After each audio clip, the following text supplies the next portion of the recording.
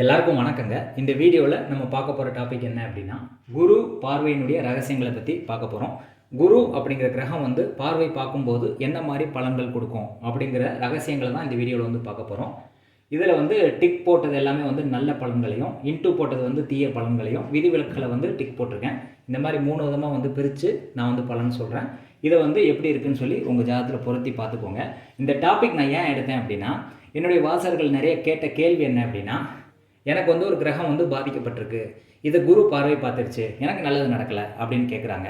சிலர் பார்த்தீங்கன்னா குரு பார்த்துருச்சு அப்படின்னா எல்லாமே நல்லது நடந்துருமே, பெரிய ஜோதிடர்கள்னு சொல்லக்கூடிய அவங்க வந்து என்ன சொல்கிறாங்க அப்படின்னா, ஒரு கிரகம் வந்து சுபத்துவம் ஆயிடுச்சு அப்படின்னா நல்லது நடக்கணும், குரு பார்வை பார்த்துச்சுன்னா கண்டிப்பாக சம்பவம் மாறுமே. நீங்கள் ஒன்றுமே சொல்லலையே, பார்வையை பற்றி அதிகமாக பேசலை, அது காரணம் என்ன அப்படிங்கிறத இந்த வீடியோவில் வந்து பார்ப்போம். நான் புரிஞ்சுக்கிட்ட விஷயத்தை வந்து இங்கே சொல்கிறேன். நான் குரு பார்வை கோடி நன்மையா கோடி குற்றமா அப்படிங்கிறத நீங்கள் செக் பண்ணி பார்த்துக்கோங்க. என்னுடைய புரிதல் எல்லாத்தையுமே இந்த வீடியோவில் வந்து நான் விளக்கியிருக்கேன். ஃபஸ்ட்டு வந்து ஒவ்வொரு லக்னத்துக்கும் சுபர், பாவர், யோகர் அப்படின்னு சொல்லி 3 விதமாக பிரிச்சுருக்காங்க. இதில் சிம்பிளாக உங்களுக்கு புரியணும் அப்படின்னா, எந்த லக்னமாக இருந்தாலும் அந்த லக்னத்துக்கு 1, 5, 9ஆம் அதிபதி வந்து சுபர்கள் அப்படின்னு சொல்லி சொல்லப்படுது. எந்த லக்னமாக இருந்தாலும் சில லக்னங்களுக்கு வந்து அது வேரியேஷன் வரும், வேறு பாயிண்ட்டும் இருக்குது. 2, 6, 10, 4, 8, 12ன்னு சொல்லி சில வேரியேஷன் வந்து இருக்குது. அது நமக்கு தேவையில்லை. சிம்பிளாக சொல்லணும் அப்படின்னா, எல்லா லக்னத்துக்குமே பார்த்திங்கன்னா 1ஆம் அதிபதி, 5ஆம் அதிபதி, 9ஆம் அதிபதி, இந்த 3 கிரகங்கள் வந்து லக்னத்துக்கு சுபராக வந்து வருவார். அதை நீங்கள் ஞாபகம் வச்சுக்கிட்டா போதுமானது. இப்போ குரு வந்து லக்ன சுபராக இருந்து பார்வை பார்க்கும்போது அது நல்ல பலன்களையே கொடுக்குது. இது நம்பர் 1. குரு வந்து யோகி நட்சத்திரத்தில் இருந்து பார்வை பார்த்துச்சுன்னா அதுவும் நல்ல பலன்களையே வழங்குது. யோகி அவயோகி அப்படிங்கிறது நாம யோகங்கள் அப்படின்னு சொல்லி 27 நாம யோகங்கள் அப்படின்னு சொல்லி சொல்லப்பட்டிருக்கு. ஒவ்வொரு நாமயோகத்தில் பிறந்தவங்களுக்கு ஒரு கிரகம் யோகியாகவும் ஒரு கிரகம் அவயோகியாகவும் வரும். இதை வந்து கால்குலேஷன் பண்ணணும் அப்படின்னா எப்படி பண்ணுறது அப்படின்னா, சூரியனுடைய டிகிரி, சந்திரனுடைய டிகிரி, இந்த 2ஐயும் கூட்டி அதோட வந்து 93.20 வந்து கூட்டணும். 93.20 டிகிரிங்கிறது பூச நட்சத்திரம். அந்த பூச நட்சத்திரத்தில் தான் இந்த யோகி அவயோகி கால்குலேஷன் வந்து பண்ணுவாங்க. அதனால் சூரியன் டிகிரி, சந்திரன் டிகிரி, அதுக்கப்புறம் வந்து 93.20 இதை கூட்டி 360 தாண்டி போச்சு அப்படின்னா 360 கழிச்சுட்டு மீதி என்ன வருதோ அதுதான் யோகி வரக்கூடிய நட்சத்திரம். அதுலேருந்து 180 டிகிரி ஆட் பண்ணால் அது வந்து அவயோகி வரக்கூடிய நட்சத்திரம். இதுதான் பொதுவாக யோகி அவயோகி கால்குலேட் பண்ணுறது. இப்போ யோகி நட்சத்திரத்தில் குரு இருக்குதுன்னு வச்சுக்கோங்களேன். யோகி நட்சத்திரத்தில் குரு இருந்து பார்வை பார்த்தது அப்படின்னா அது நல்ல பலன்களே கொடுக்குது. குரு வந்து திக்பலம் அடையுதுன்னு வச்சுக்கோங்களேன். லக்னத்தில் வந்து குரு திக்பலம் அடையும். அப்போ எந்த லக்னமாக இருந்தாலும் அதில் லக்னத்தில் குரு இருந்து பார்வை பார்க்கும்போது அது நல்ல பலன்களையே கொடுக்குது. குரு திக்பலமாகி பார்வை பார்த்தல். அடுத்து குரு வந்து லக்ன சுபருடன் சேர்ந்து பார்வை பார்த்தல். லக்னத்துக்கு சுபர் என்ன சொன்னேன், 1, 5, 9 தான் சுபர்னு சொன்னேன்.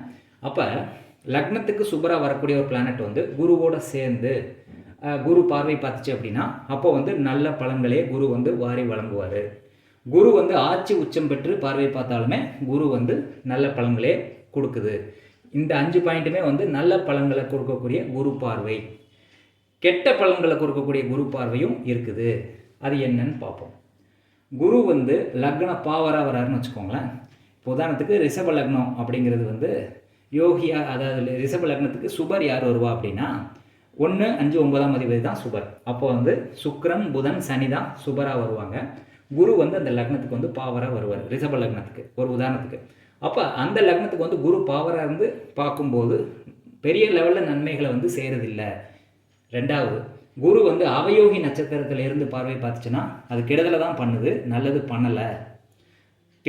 கெடுக்காமல் இருந்தாலும் பரவாயில்ல, சும்மா இருறான்னு சொல்கிறாங்க. ஆனால் இது வந்து கெடுக்கிற வேலையை வந்து பார்க்கும். அவயோகி நட்சத்திரத்தில் குரு இருந்து பார்வை பார்த்தா கெடுக்கும். குரு வந்து வக்கரமாகி அல்லது வக்கர கிரகத்தோட குரு சேர்ந்து பார்வை பார்த்துச்சு அப்படின்னா அந்த இடம் வந்து பாதிக்கப்படும். இப்போ குரு வந்து ஒரு ராசியில் வக்கரமாக இருக்குது, அதை வந்து தன்னுடைய 5ஆம் பார்வையில் ஒரு கிரகத்தை பார்க்குது அப்படின்னா அந்த கிரகம் வந்து குருவினால் பாதிக்கப்படும். பெரிய பாதிப்பை வந்து குரு தான் கொடுப்பாருங்கிறதுல எந்த மாற்று கருத்துமே இல்லை.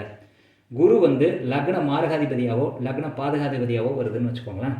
உதாரணத்துக்கு பார்த்தீங்கன்னா உபய லக்னத்துக்கு வந்து இப்போ மிதுன லக்னம், அதுக்கப்புறம் வந்து கன்னி லக்னத்துக்கு பார்த்தீங்கன்னா குரு வந்து மாரகாதிபதியாக வருவார் அல்லது பாதகாதிபதியாக வந்து வருவார்.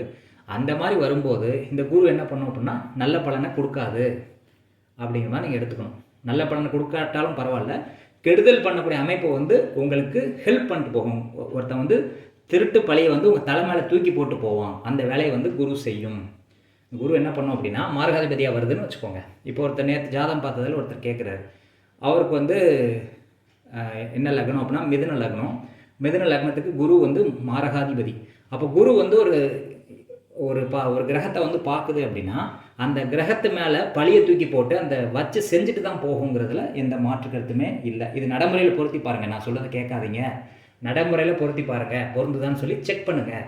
நீங்கள் வந்து பெரிய ஜோதிடர்கள் சொல்கிறத கேட்காதீங்க, அப்ளை பண்ணும்போது நிறைய தப்பு இருக்குது. அப்போ லக்னம் மாரகாதிபதியாவோ பாதகாதிபதியாவோ குரு வந்து அது பார்வை பார்த்துச்சுன்னா அது பார்வை பார்க்குற இடத்துல வந்து பாதிப்பை தேடி கொடுத்து அந்த ஆள் மேலே பழியை தூக்கி போட்டு பாதிப்பை கொடுத்துட்டு தான் போகுதுங்கிறதுல மாற்று கருத்து இல்லை. குரு வந்து ராகு கேதுவோட சேருதுன்னு வச்சுக்கோங்களேன். அப்போ வந்து பார்வை பார்க்குது குரு அப்படின்னா எந்த இடத்த பார்க்குதோ அந்த இடத்த வந்து பெரிய லெவலில் பாதிப்பை கொடுக்குது அப்படிங்கிறதுல மாற்று கருத்து இல்லை. குரு அஷ்டமாதிபதியோடு சேருது அல்லது 8வது இடத்துல ஒரு குரு போய் இருந்து ஒரு இடத்த பார்க்குது அப்படின்னா அந்த இடத்த வந்து பாதிக்குது, பெரிய கஷ்டத்தை கொடுத்து அவன் வாழ்க்கையை வந்து சிதைக்குது அப்படிங்கிறதுல எந்த மாற்று கருத்துமே இல்லை. இதுக்கு விதிவிலக்கு என்ன? இப்படி இருக்குது, ஆனால் சிலருக்கு வந்து அந்த மாதிரி நடக்கலை. அதுக்கு விதிவிலக்கு என்ன அப்படின்னா குரு வக்கரமாக இருந்து ராகு கேதுவோட சேரும்போது பாதிக்கலை. புரியுதா உங்களுக்கு? அதுவே குரு வந்து மாரகாதிபதியாக வந்து குரு வக்கரம் பெற்றா அப்பயும் பாதிப்பை கொடுக்கல. குரு வக்கரமாக இருந்து வக்கர கிரகத்தை பார்த்துச்சுன்னு வச்சுக்கோங்களேன். இப்போ குரு வந்து வக்கரமாக இருக்குது மேச ராசியில், துலாம் ராசியில் செவ்வாய் வக்கரமாக இருக்குது. குரு வக்கரமாக இருந்து செவ்வாய் வக்கரமாக இருக்கிறத பார்த்துச்சு அப்படின்னா பாதிப்பை கொடுக்காது. நார்மல் செவ்வாயை குரு வக்கரமாக இருந்து பார்த்தா பாதிப்பை கொடுக்கும். ரெண்டுமே வக்கரமாக இருக்க பட்சத்தில் பாதிப்பை கொடுக்காது. குரு வக்கரமாக இருந்து வக்கர கிரகத்தோடு சேர்ந்தால் பாதிப்பை கொடுக்காது. குரு மாரகாதிபதியாக இருந்து குரு வக்கரம் பெற்று பார்வை பார்த்துச்சுன்னா பாதிப்பை கொடுக்காது. குரு நீசபங்கம் பெற்று பார்த்தாலும் பாதிப்பை கொடுக்கறதில்ல. அப்போ இந்த ரூல்ஸ் எல்லாம் வந்து உங்கள் ஜாதகத்தில் அப்ளை பண்ணி பாருங்கள். ஏன்னா சில பாப்புலர் ஜோதிடர்கள் என்ன சொல்கிறாங்க அப்படின்னா குரு பார்வை பார்த்துட்டாலே வந்து எல்லாமே கொட்டி கொடுக்குது அப்படின்னு சொல்லக்கூடியது வந்து முட்டாள்தனம். குரு பார்வை பார்த்து எத்தனை பேர் பிச்சை எடுக்கிறான் அப்படிங்கிறது நடைமுறையில் பொருத்தி பார்த்தா தான் உங்களுக்கு தெரியும். இந்த ரூல்ஸ் எல்லாம் வந்து பொருத்தி பாருங்கள். எப்பயுமே வந்து மாரகாதிபதியாக குரு வந்து அது பார்வை பார்த்தது அப்படின்னா அந்த இடத்த கெடுக்காமல் போகாது. இப்போ ஒரு மாரகாதிபதியாக குரு வருது, அதனுடைய திசை வரும்போது நல்லது நடக்காதுங்க, நீங்கள் போய் செக் பண்ணி பார்த்துக்கோங்க. அல்லது மாரகாதிபதியாக குரு வந்து குருனுடைய நட்சத்திரத்தில் வேறு ஏதாவது பிளானட் இருந்து அது திசை நடத்தும் போது பாதிப்பை மட்டுமே வாழ்க்கை ஃபுல்லாக வந்து அனுபவிக்கிறாங்க. அந்த குறிப்பிட்ட திசை முடிகிற வரைக்கும் சோதனை, வேதனை, தொல்லை, கஷ்டம், துக்கம், துயரம், தேவையில்லாத பிரச்சனை இதை தான் சந்திக்கிறாங்க. குரு பார்வை பார்த்து அப்படி ஒன்றும் யாரையும் வந்து காப்பாற்றின மாதிரி தெரில. இன்னொரு விஷயத்தையும் நான் சொல்கிறேன், இந்த பார்வைக்கு வந்து முக்கியத்துவம் கொடுக்கலாமா அல்லது வந்து செயற்கைக்கு தான் முக்கியத்துவம் கொடுக்கணுமா அப்படின்னு பார்க்கும்போது ஒரு இடத்துல கிரகம் சேர்ந்துருக்குது அப்படிங்கிறது தான் பவர் ஜாஸ்தி. பார்வை அப்படிங்கிறது என்ன பண்ணும் அப்படின்னா நல்லதோ கெட்டதோ வந்து யாரோ ஒருத்தர் மூலிமா ஹெல்ப் கிடைக்கும். அதுதான் வந்து இந்த பார்வை வந்து செய்யுது. இப்போ குரு நல்ல இடத்துலேருந்து பார்த்துச்சுன்னா ஒரு பெரிய ஆளுடைய ஹெல்ப் வந்து உங்களுக்கு கிடைக்கும். அதுவே குரு பாதிக்கப்பட்டு பார்த்துச்சு அப்படின்னா ஒரு கெட்டவனுடைய சாவாசத்தினால உங்கள் பேர் கெட்டு போகும். தேவையில்லாத பிரச்சனையை தூக்கி உங்கள் தலைமையில் போட்டு நீங்கள் பண்ணாத தப்புக்கு தண்டனை வாங்கி கொடுக்குறதும் இந்த குரு செய்யும் அப்படிங்கிறதுல மாற்றுக்கருத்து இல்லை. அதனால் வந்து பெரிய ஜோசியர்கள் வந்து பைத்தியக்கார மாதிரி வந்து பலன் சொல்லிட்டு இருக்காங்க. சுபத்துவம் ஆயிடுச்சு, பார்வை பார்த்தா வந்து எல்லாமே சரியாயிரும் அப்படின்ட்டு.